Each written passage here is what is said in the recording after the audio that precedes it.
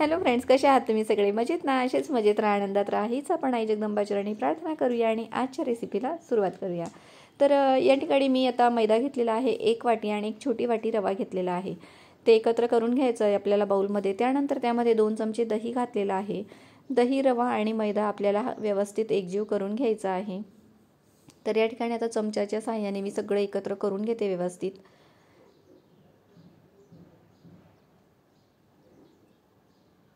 सगळं एकजीव झाल्यानंतर आपण त्यामध्ये पुढचे जिन्नस घालणार आहोत.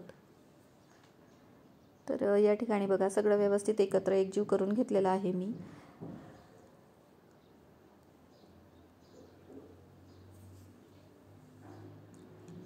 त्यामध्ये आता आपण घालणार आहोत तर थोडासा बेकिंग सोडा, म्हणजेच अर्धा चमचा बेकिंग सोडा, आणि 2 चिमूटभर मी त्यामध्ये खायचा सोडा देखील घालणार आहे. तर 2 चिमूट घालायचा आहे तो आपल्याला.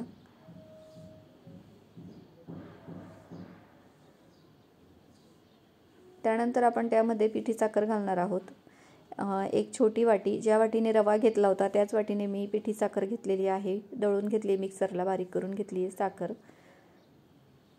ते व्यवस्थित आता हाताने आपल्याला कालून घ्यायचं आहे, एकजीव करून घ्यायचं आहे. तर या ठिकाणी बघा असं एकत्र केल्यानंतर आपण त्यामध्ये 2 ते 3 चमचे तेल घालणार आहोत. तुम्ही तूप देखील घालू शकतात. तर या ठिकाणी मी राईस ब्रॅन ऑइल घालते आहे आणि व्यवस्थित असा उंडा करून घ्यायचा आपल्याला. खूप जास्त ऑइल किंवा तूप पण लागणार नाही, कारण त्यामध्ये दही आहे, तर लागलीच आपला उंडा होऊन जातो. आणि सगळं व्यवस्थित एकत्र करून घ्यायचं आपल्याला, गोळा तयार करून घ्यायचा आहे त्याचा. तर या ठिकाणी बघा तुम्ही बघू शकता व्यवस्थित असा गोळा, जास्त घट्टही नाही जास्त पातळही नाही, असा मी तयार करून घेतलेला आहे.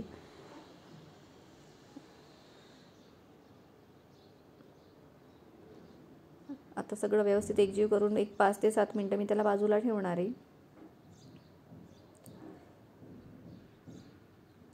त्यानंतर आपण आता तो उंडा बाजूला ठेवून त्याला आपण लाटून घेणार आहे आणि छान असा त्याला बिस्किटांचा आपण शेप देणार आहोत. तर या ठिकाणी 2 गोळे तयार करून घेतले मी. खूप जास्त आपल्याला पातळ नाही लाटायचं आहे.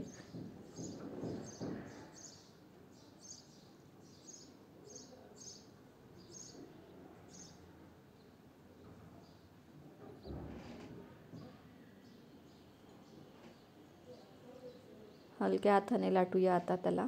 गोल आकार दिल्यानंतर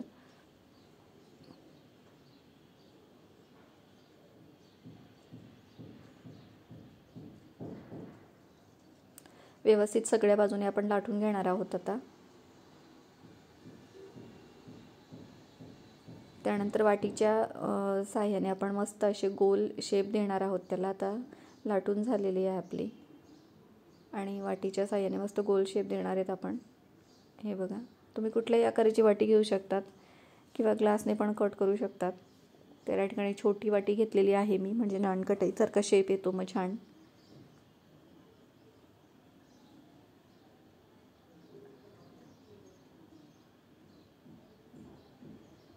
तर कट करून घेतलेले आहेत आणि त्यावर थोडीशी डिझाईन म्हणून मी स्ट्रॉने त्याला छिद्र करणार आहे. सगळ्या नानकटाईला छोटे छोटे होल करून घ्यायचे आपल्याला स्ट्रॉच्या साह्याने, किंवा तुम्ही मधोमध एक होल केला तरी पण चालणार आहे, तेही छान दिसतं.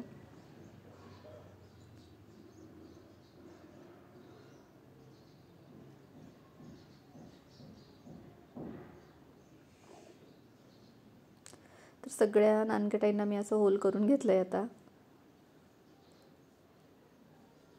त्यानंतर आपण आता बेक करायला ठेवणार आहोत. तर मी खाली थोडंसं ऑइल लावून घेतलं आहे भांड्याला आणि त्यामध्ये ठेवून देते.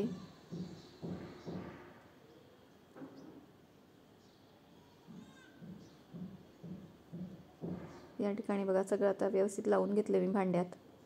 त्यानंतर मी गॅसवर तवा ठेवलेला आहे. हा लोखंडी तवा आहे, त्यामुळे खाली काही जाळी वगैरे ठेवली नाही आणि ते भांडं ठेवलं नानकटाईचं आणि वरून एक डिश झाकून ठेवली.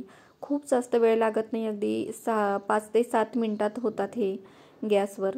आणि या ठिकाणी बघा तुम्ही मस्त बघू शकता छान असे फुगलेले आहे आणि मागच्या बाजूने पण छान कलर आलेला होता. तर या ठिकाणी आता काढते मी, बाहेर काढून घेते.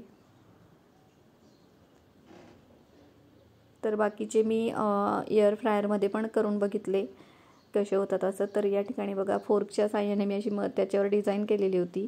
तर हे बाकीचे आपण याच्यात करणार आहोत एअर फ्रायरमध्ये.